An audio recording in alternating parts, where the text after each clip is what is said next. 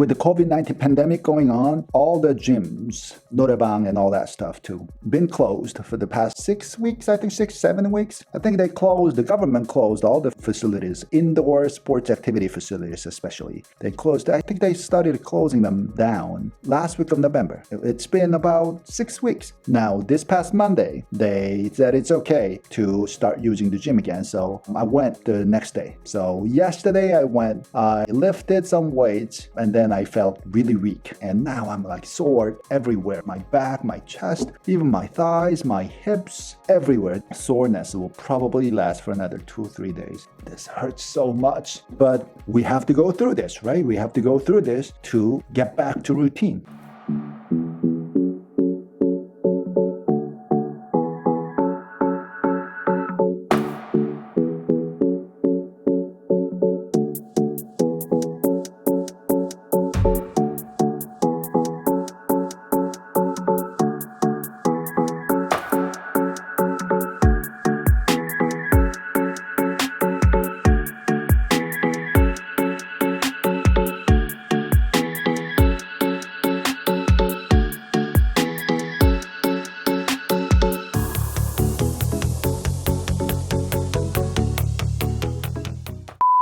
What's up, guys? Welcome back. My name is Andy. I'm an educational consultant in Seoul, Korea.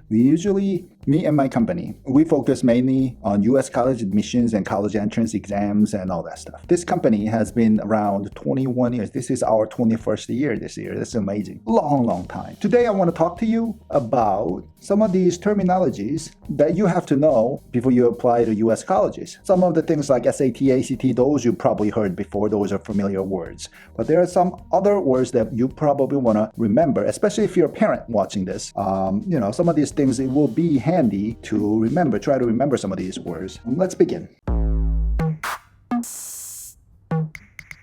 Okay, so you'll probably see it over in this corner. So here are the things. Let's begin. Let's start off with the easiest one, SAT and ACT. Now, SAT, there are two sections, reading section and the math section. Reading section score, they're both out of 800s. Reading will cover the actual reading passage, and English language grammar section, writing portion of the test. Combine them, 800, and then math, there's a calculator section, non-calculator section, all that stuff, they're 800. So combined score is 1600s. Now, ACT is a little different. There are 4 sections on the test: reading, English language test, the writing section, and then there's math section, and then there is a science section.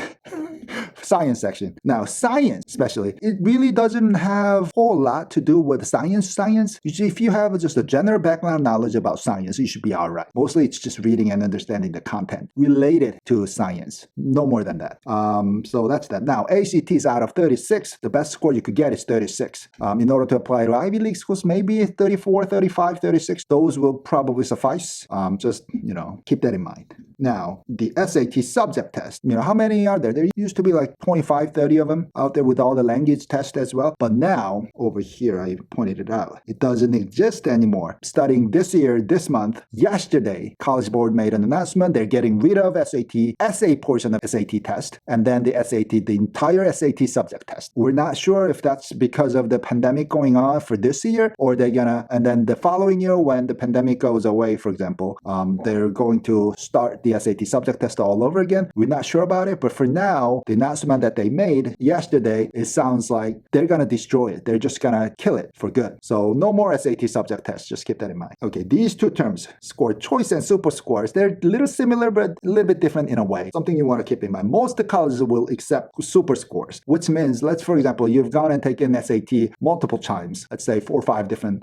times. And then, the best score that you performed on the reading section can be combined with the best math score that you took it on a different date, combine them together, and then you could put them together, and then you could deliver that to college. That's a super score. The best score per section, it will be considered by most of the colleges these days. Now, score choices, when you actually send those scores out to colleges, you could actually choose which date or which month or what score you want to send to colleges. Some colleges will allow that option. Some colleges will say there's none of that. Just send us all score.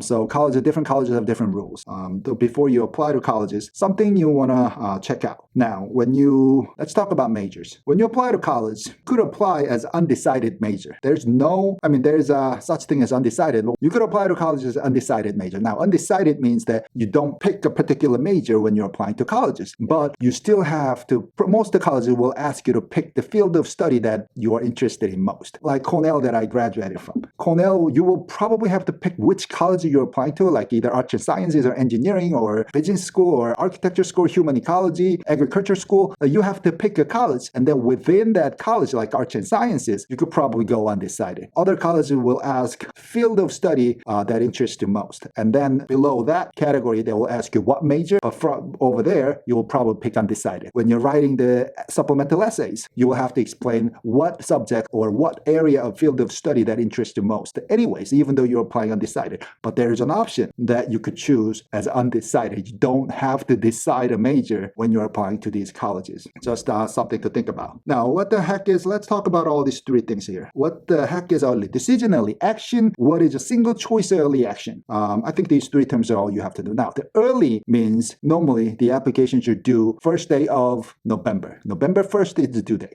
It's a little different, 5 days, or like sometimes some schools say November 15th, but normally it's November 1st. Just keep that in mind. Now, if the college is doing decision plan, that's this one over here. Early decision means it's binding. What does binding mean? Binding means if you get in, you sort of agree to the terms. You have to actually sign it. The student needs to sign it, one of the parents needs to sign it, and that school guidance teacher will sign it. Agreement form saying that if I get accepted, I will go to your school.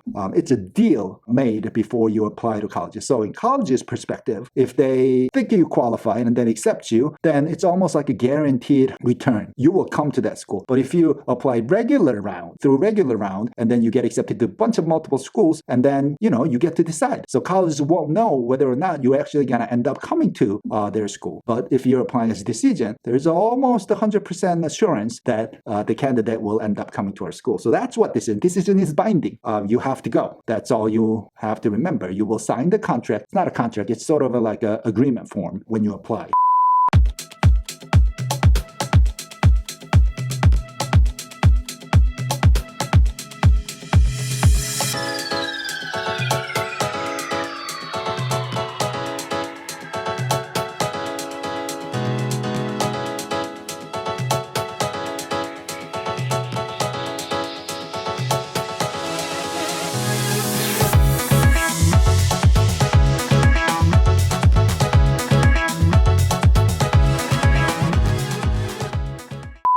Now, early action is because this thing has a term early in it. It's still happening in November 1st or November 15th, but it's action. Action means no binding. It's not decision, no binding. Thus, there's no signing agreement form and nothing. Just, the applications do a little earlier than other regular round school applications. So you get accepted, you take the offer or not, it's your choice. They will give you a certain deadline, like, some schools do it February sometimes, some schools usually say May 1st or May 15th to make a decision, pay the deposit money, pay the fee to secure the spot there. But, normally schools will say May. So before May, you will hear back from all the regular round school results in April or end of March. So you could compare all the results and then see which school you actually want to go to. Now, early actions, as far as time goes, it's really the same as early decision schools, but it's just not binding. You could, apply to one decision school and a bunch of action schools as well. There's nothing wrong with that plan.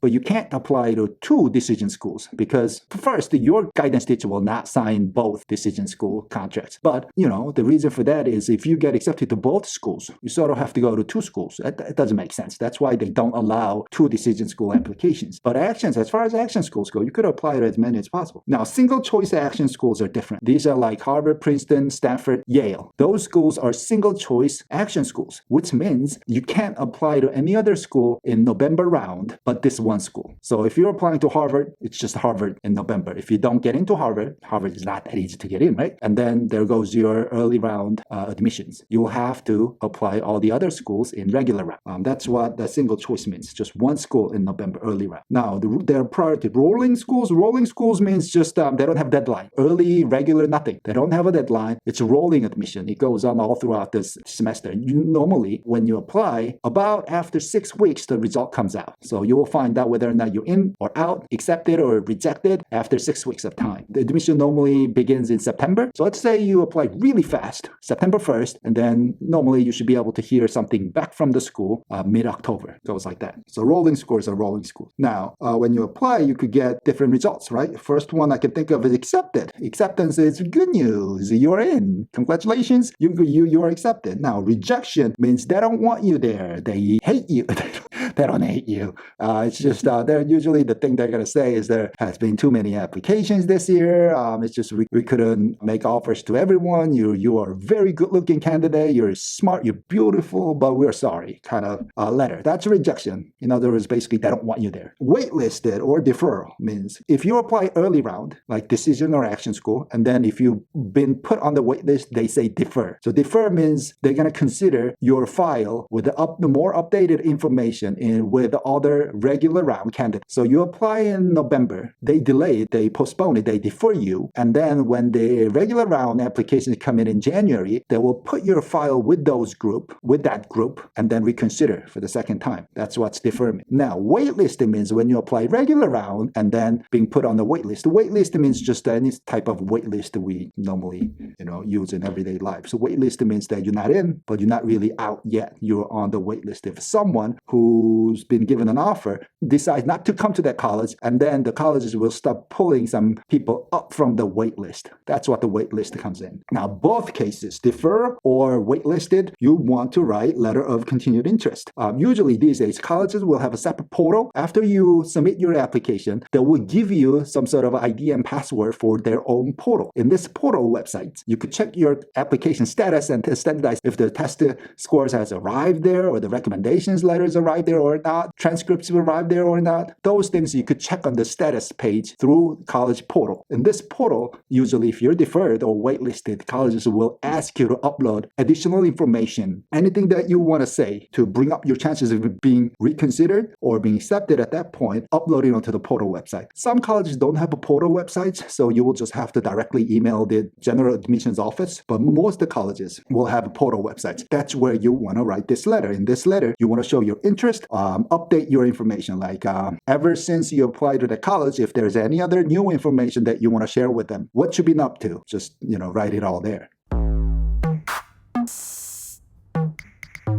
I think that's about it. If you know this much, you're ready. You're ready to start writing essays and applications. I hope this video was helpful. If I missed out one or two things that you guys can think of, please leave it on the comment section. I'll try to answer best way I can. And I hope you guys have a great day, great week, and I will see you in the next video. Bye-bye.